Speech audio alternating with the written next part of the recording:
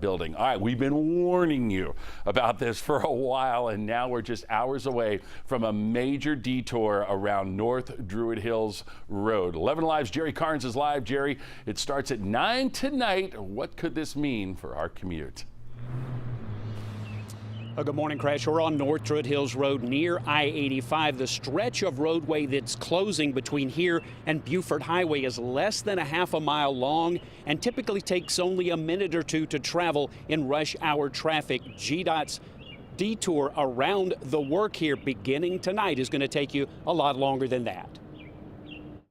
Business owners along this section of North Druid Hills Road are bracing themselves with signs of apology and reassurance.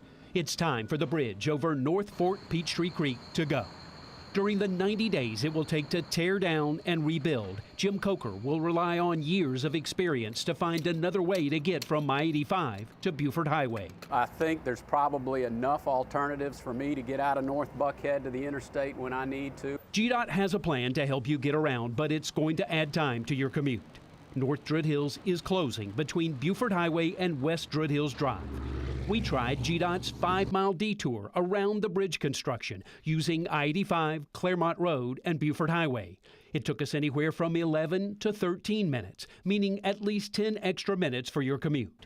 GDOT says closing this portion of the road for 3 months is the most efficient approach. We are able to replace the bridge faster than if we did that in sort of a tiered approach where we're taking down lanes, rebuilding those, and allowing minimal traffic over it. GDOT's Natalie Dale points out that the 5-mile detour utilizes an interstate and state highways built to handle congestion.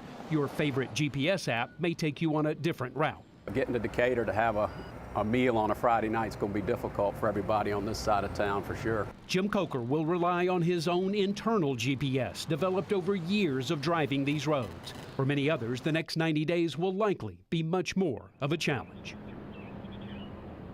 Now online, some people are expressing concern that the work here will divert people onto neighborhood streets, and that's why GDOT is urging drivers to stick to the recommended detour. For a look at what's going on right now with the roads involved in that detour, Crash, we're going to send it back to you. All right, Jerry, appreciate that. Yeah, we definitely need to stay aware of all those alternates. And the first one, obviously, is going to be Buford Highway as folks make their way either north or southbound. That's a live look right there. A couple of folks early out for that commute. And then, of course, Claremont Road. That's going to be the crossover, whether you're heading east or west to get between Buford Highway and I-85. And there's a good look right there showing 75. We had some earlier problems down south, but we will definitely talk all about that in the upcoming weeks to try and get around this North Druid Hills closure. Aisha, it's going to be a rough one.